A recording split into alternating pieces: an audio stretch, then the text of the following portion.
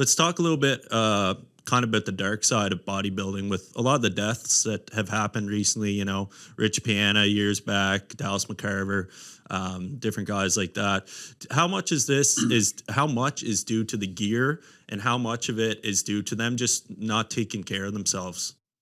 Yeah, and I know all these people. I've known them and trained with them. Phil Hernan, Sean Roden, Andy Hammond, John Meadows. These are all people. I've been in the business 35 years. These are all people I've trained with, I've spoken to, eaten lunch with. And there, but for the grace of God, go I. Super physiological doses of performance-enhancing drugs have a lot of side effects, and they're certainly not healthy by any stretch of the imagination. And I wouldn't recommend that folks push the limits, because they can have dire consequences, as we've just discussed. There are other factors that are caused by, but maybe controllable, preventable.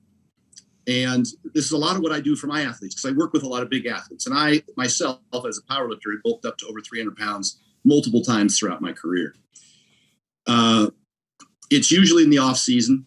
It's usually when they have thick blood and high blood pressure. That's the number one cause, is a cardiac event. And both of those things are controllable.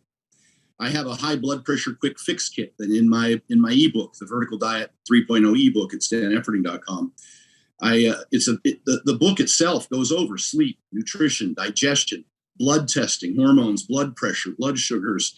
It covers everything you can imagine, because those are the things that my athletes have needed over the years that I've worked with, and I've put those into very specific kind of a hierarchy of most important things to address, such as if you have sleep apnea, wearing a CPAP. I can tell you many of the names we just named had sleep apnea and high blood pressure and did not wear a CPAP and died in their sleep.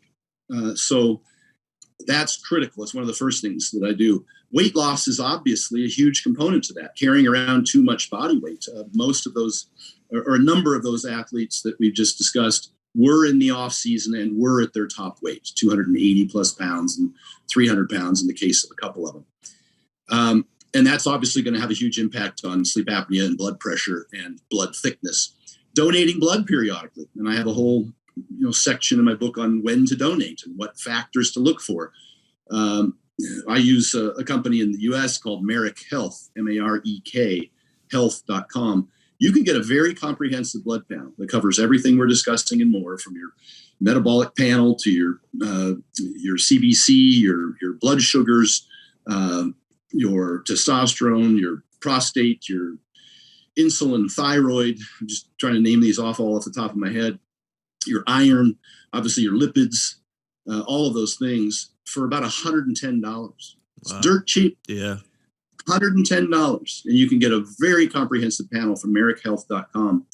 It's a company that I use, and you just print out the paperwork and take it to a local lab corp, and they email you the results within 3 days. You don't even need a doctor. Wow.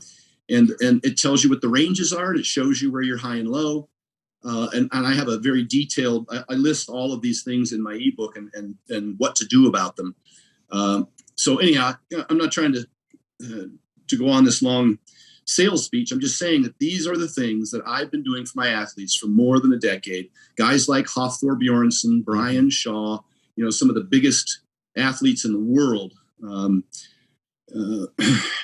And we control their blood pressure first and foremost. That's number one. That's a killer now. We control their blood pressure. And we use the high blood pressure quick fix kit. We resolve sleep apnea. We get sufficient potassium and calcium in the diet, which has a significant effect on controlling blood pressure. We check the thyroid function, because thyroid can have a significant effect on blood pressure. We do the 10-minute walks after meals. I don't think people appreciate what a big impact blood sugars are on blood pressure. Hyperinsulinemia, insulin resistance is a huge impact on blood pressure, because it impacts the kidneys, and the kidneys immediately affect blood pressure. So we control blood sugars. And one of the things we do, in addition to the CPAP, which has a huge impact on blood sugars, is the 10-minute walks after meals. And that can lower blood sugars by 30%. It's more effective than metformin, the number one prescribed diabetes drug in the world is metformin for type 2 diabetes. Just taking a 10-minute walk after each meal is twice as effective.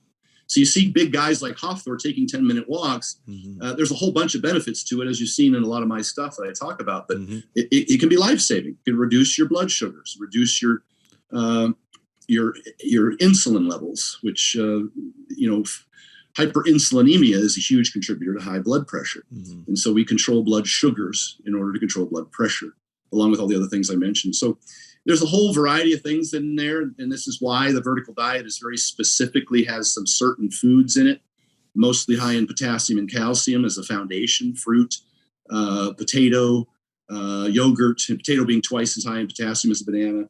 So there's certain foods I have in the foundation of the diet that I want all my athletes to eat because they provide those very important micronutrients to help with general health. And then, of course, we address the sleep and the 10-minute walks and the CPAP and the blood testing. And maybe donating blood if you have thick blood. Those are probably the two biggies. If I wanted to narrow it down, high blood pressure and thick blood are probably the two biggest problems, and high blood sugars.